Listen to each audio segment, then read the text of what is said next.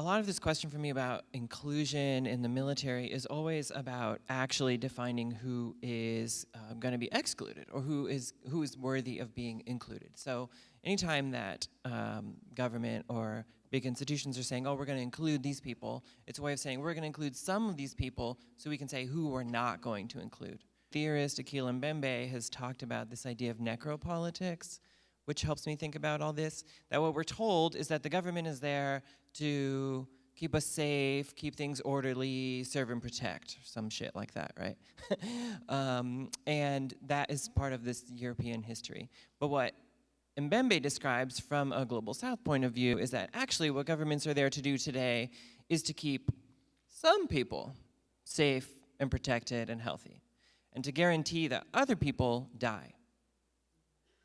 And so I think we see that again reproduced in this question of inclusion in the military. It's a way of saying, oh yeah, we'll include trans people who are patriotic, trans people who want to murder for us, trans people who are willing to kill for money. Sure, those are the trans people that we want.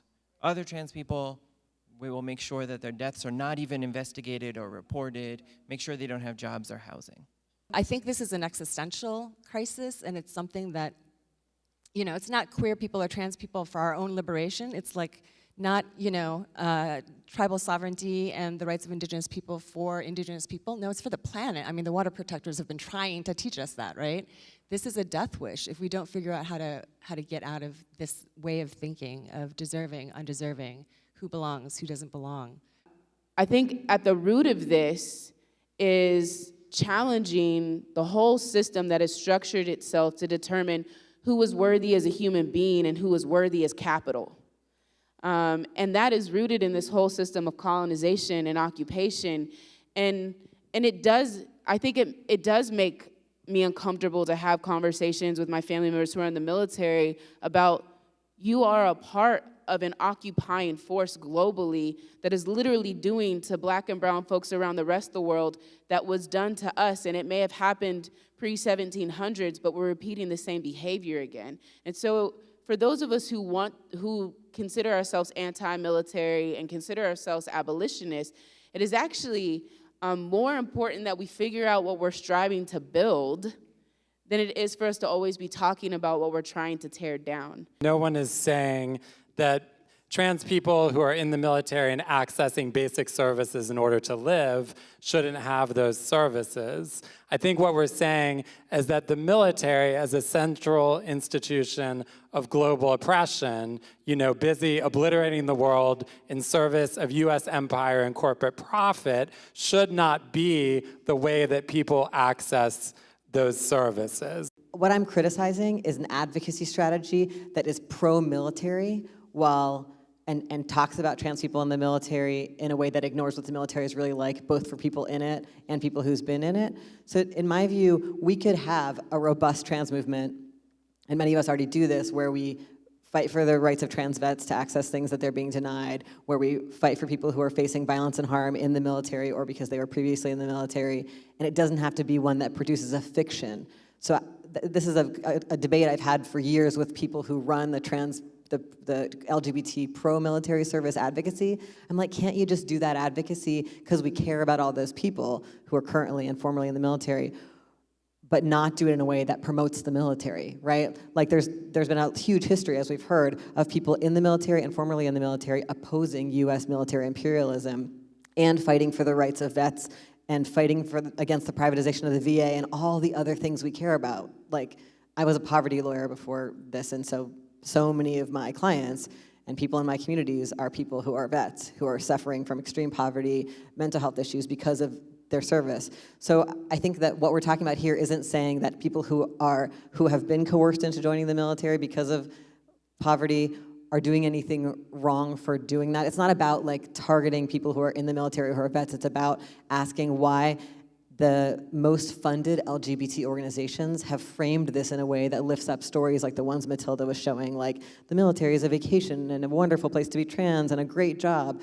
when I think that we know from trans vets in our communities that that's not the case. What if all the money that's being put into the fight for gays in the military, the fight for trans people in the military? What if that money was actually put into creating the services that people need without the military, right?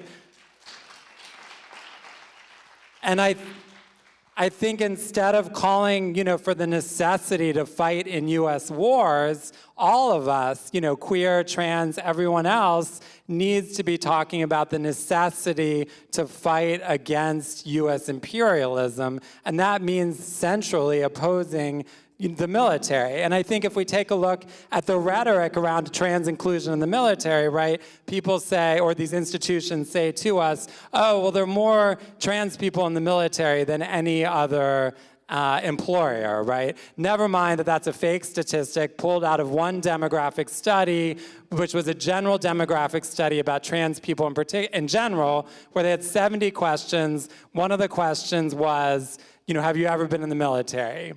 It wasn't why, when, or how, and there were no other questions. There were no one said, how many trans people work at Goodwill? No one said, how many trans people are social workers? No one said, there was nothing to compare it to because the only goal was to support US imperialism. And I think if we just took one other institution, people are saying there's so many trans people in the military because there's so many people in the military, period, right? So there are 1.35 million people on active duty in the military at one time in particular. So if we take a look at prisons, for example, there are 2.3 million people approximately in prison at any one time. And as we all know from many, many, many statistical studies, trans people are overrepresented in the prison system, especially trans women and especially trans women of color.